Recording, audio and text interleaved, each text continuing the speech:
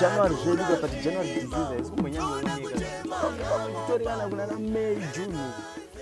haana mari because chinongodiwa mukurarama wangowana mari nekuziya Mwari ndozvinhu zvakakosha hazvo kazhinji kacho zvinowanzotifambidzane chingotarisa kana seoni tarisa sechi unoziva kuti ndakashamisika kuti January unoyu uona mazaruro akaita pamalessons pavo ari kutora mari sei unopengere shantara sei mutumwa wedu mutumwa waMwari uyu sei wiki Chivhayo Madzibaba aiwa kwesiyana nako zekuru kumakata ndati sei wiki vari kupisa kaiwa kuti vakanoti Mayback over kuti G-Wagon over kuti 50 maako emaprofit ndisingakangane 2023 Benzi na Japreza mpenzi wangu kuko ningirikini Bentley wakapinzira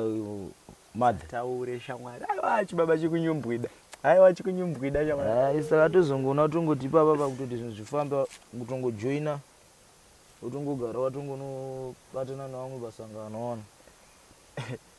kemenziri ndere kuti uita sei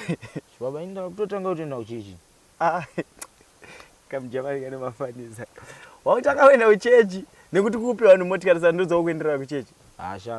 it's not all about cars shamwari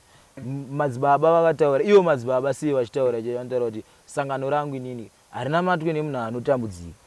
saka papa nhamo dzangu dzese dzakutopera kutongobaya ndikukunzwisisa hangu unoona kuenda kuchechi handitika hazvirambidzwi but we mhondo zoti how are you going to manage it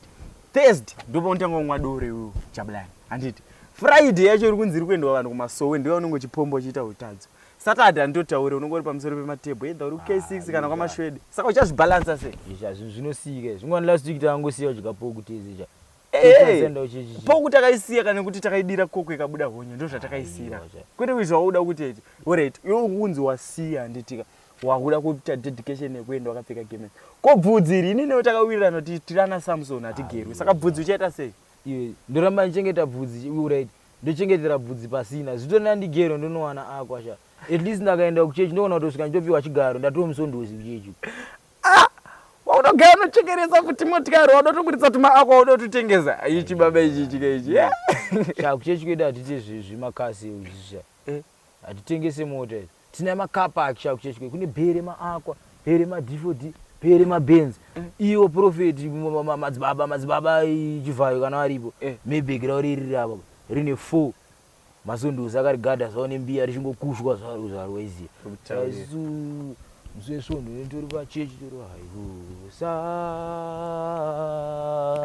chibaba ine nyaya dzenyu dzandikwanisa kudziteerera ndo zvamandiwisira kunoke mimi kusango kunoke mimi visonga ndapa munamata ndiri kudisturba pfugama tinamata apa mvezi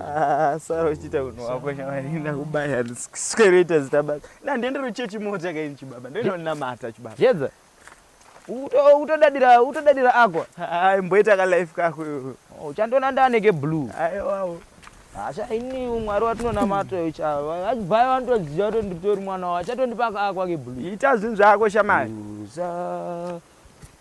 baba itai ndite musondosi waChivhayo.